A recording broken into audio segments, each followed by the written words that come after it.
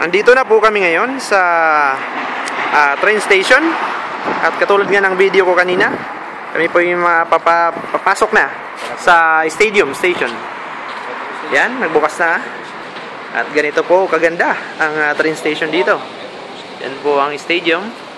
Yan, Text to your future. Yan naman mo ang isa sa mga panang babae na naglilinis. At talagang ganito po. Yan po.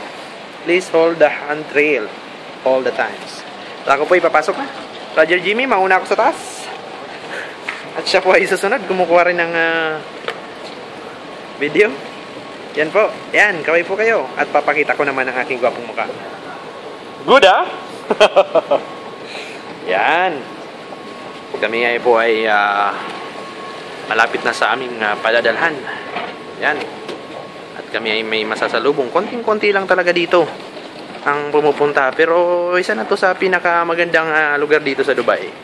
Tahimik, malayo sa gulo. At sana subukan nyo rin manrabaho rito at makita nyo kung gaano ang sakripisyo. Kala-kala nyo sarap ng buhay sa Dubai, pero nako, sobrang lungkot. Yan lang ang kalaban ng mga abroad na tulad namin. At yan na po si Brother Jimmy. Pasok na kami. At mamaya po, mag-upload ulit ako ng panibagong video. Hintayin nyo na lang po. Ito po ngayon si ang iyong kapatid na si Nelson. At ito naman po si Brother Jimmy. Kami po ay mag-sign off muna dahil medyo malayo-layo pa ang aming lalakarin.